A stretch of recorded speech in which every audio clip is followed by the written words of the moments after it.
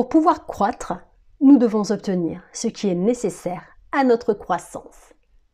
Nous le provoquons à l'aide de la loi d'attraction. Ce principe est le seul moyen pour l'individu de se différencier de l'universel. Pensez-y un moment. Que serait l'homme s'il n'était ni mari, ni père, ni frère, et s'il ne s'intéressait pas au monde social, économique, politique ou religieux? Il ne serait qu'un moi théorique, abstrait.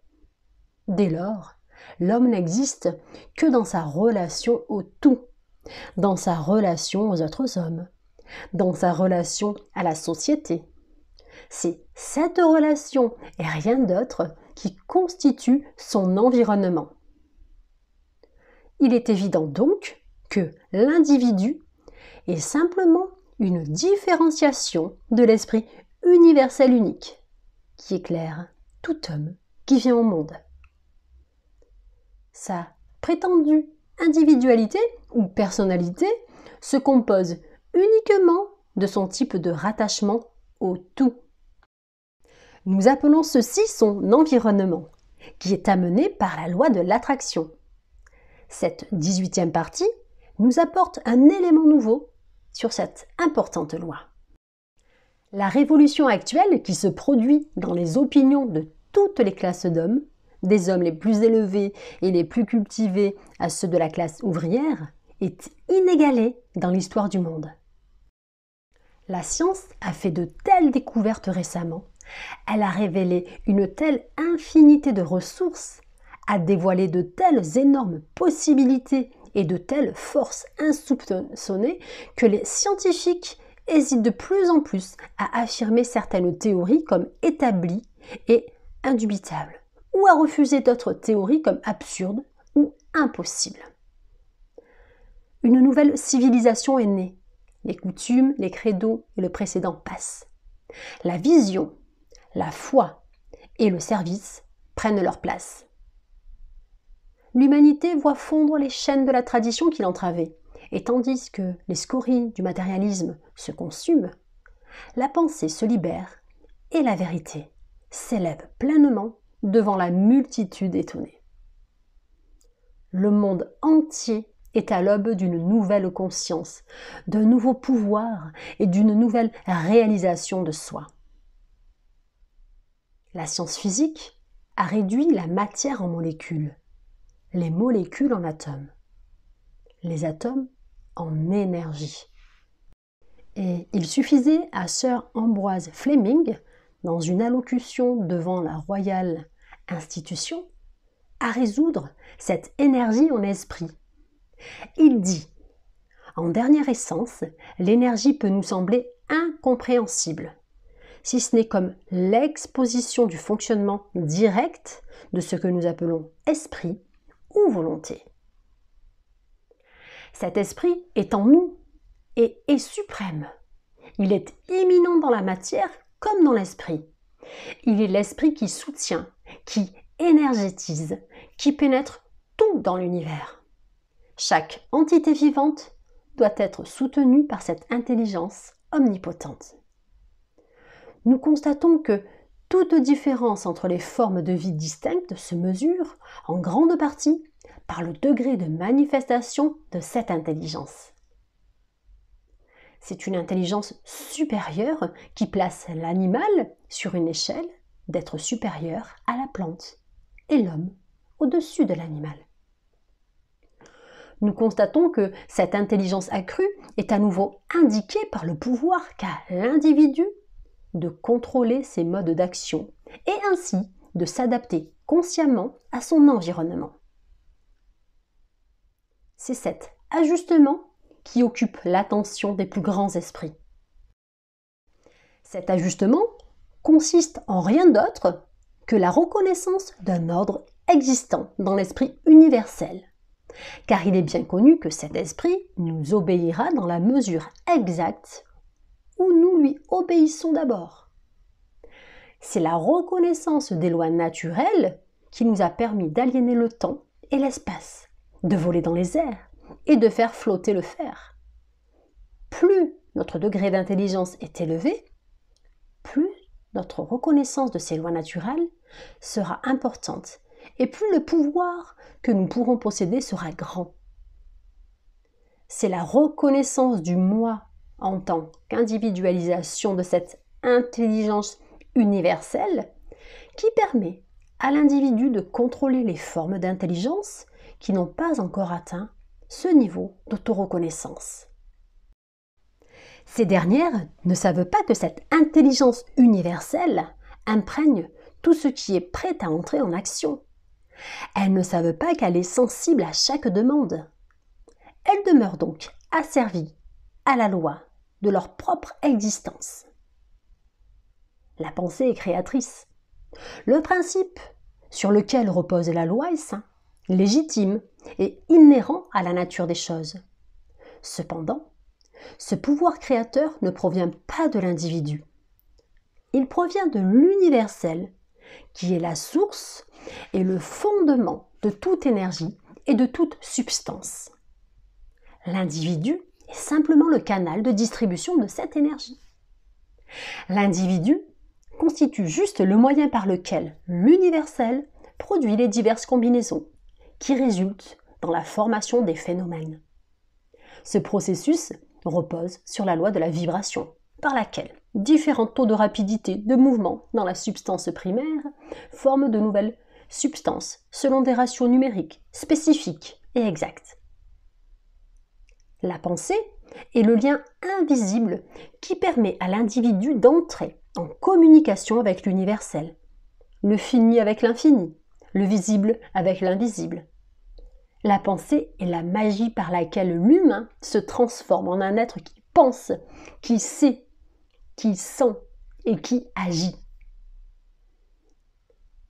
Tout comme l'appareil approprié a permis à l'œil de découvrir des mondes extérieurs situés à des millions de miles de distance, de même, doté de la compréhension appropriée, l'homme a pu communiquer avec l'esprit universel, qui est la source de tout pouvoir. Le type de compréhension généralement développé est à peu près aussi variable qu'un magnétoscope sans bande vidéo. En fait, elle n'est habituellement rien de plus qu'une croyance, c'est-à-dire rien du tout.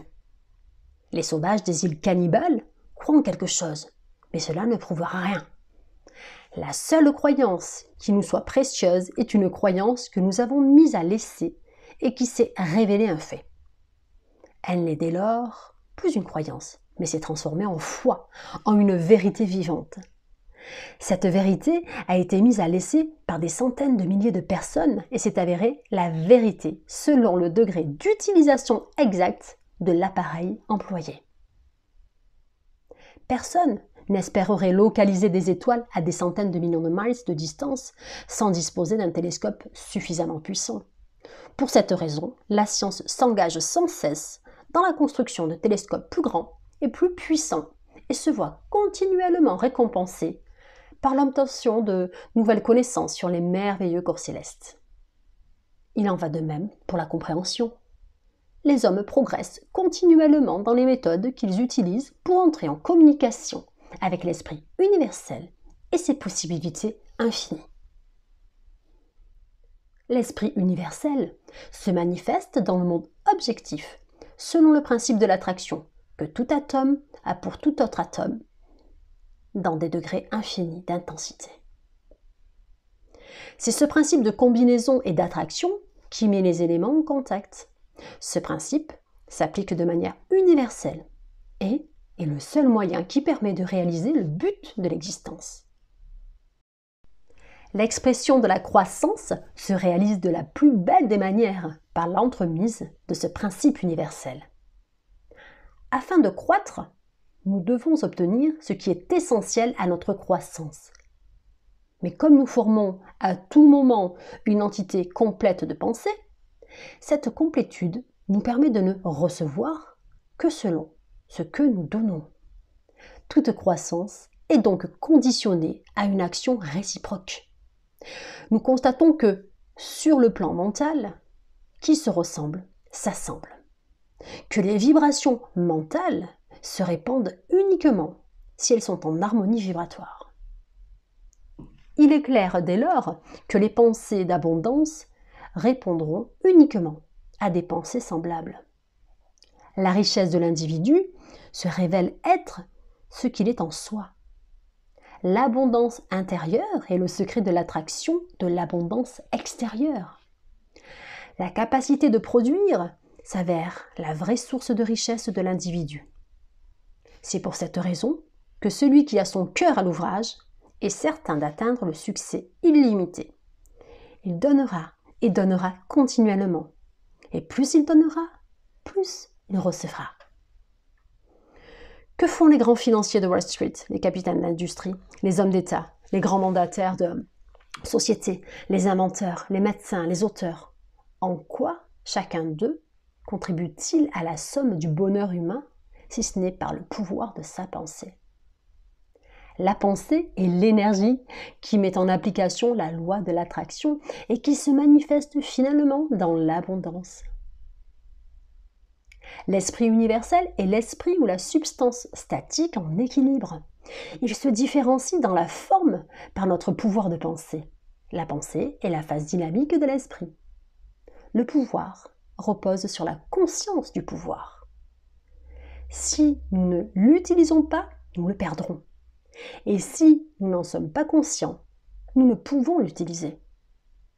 L'utilisation de ce pouvoir dépend de l'attention. Notre degré d'attention détermine notre capacité à acquérir la connaissance, qui est l'autre nom du pouvoir. L'attention a été considérée comme la marque de distinction du génie. La culture de l'attention dépend de la pratique. Le stimulant de l'attention est l'intérêt. Plus l'intérêt est élevé, plus l'attention est importante. Plus l'attention est importante, plus l'intérêt, l'action et la réaction seront élevés. Commencez par prêter attention. D'ici peu, vous aurez éveillé votre intérêt. Cet intérêt attirera plus d'attention. Et cette attention produira plus d'intérêt. Et ainsi de suite. Cette pratique vous permettra de cultiver le pouvoir de l'attention.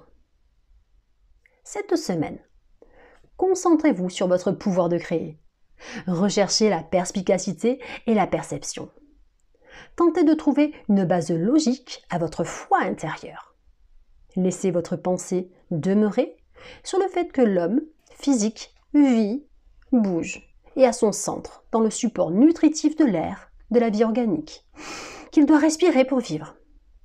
Laissez ensuite votre pensée résider sur le fait que l'homme spirituel vit, bouge et a son être dans une énergie semblable, mais plus subtile, dont il dépend au cours de sa vie.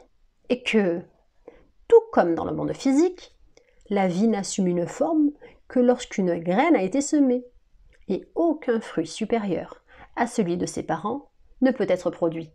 De même, dans le monde spirituel, aucun effet ne peut être obtenu en l'absence de graines, et le fruit dépendra de la nature de la graine. Ainsi, les résultats que vous obtenez dépendent de votre perception de la loi dans le vaste domaine de la loi de causalité, l'évolution la plus élevée de la conscience humaine. Question d'étude de la 18e partie de la clé de la maîtrise. En quoi se mesure la différence entre les différentes vies? Par le degré d'intelligence qu'elles manifestent. Quelle est la loi qui permet à l'individu de contrôler d'autres formes d'intelligence? La reconnaissance du moi en tant qu'individualisation de l'intelligence universelle. D'où provient le pouvoir créateur? De l'universel. Comment l'universel crée-t-il la forme? À travers l'individu. Quel est le lien qui relie l'individu à l'universel? La pensée. Quel est le principe qui réalise le but de l'existence? La loi de l'amour. Comment ce principe s'exprime-t-il? Par la loi de la croissance. Sur quelles conditions repose la loi de la croissance? Sur l'action réciproque. L'individu est à tout instant une entité complète, et cette complétude nous permet de ne recevoir que selon ce que nous donnons. Que donnons-nous? La pensée. Que recevons-nous? La pensée, qui est la substance en équilibre et qui est constamment différenciée dans la forme par ce que nous pensons. Fin de la 18e partie. Merci.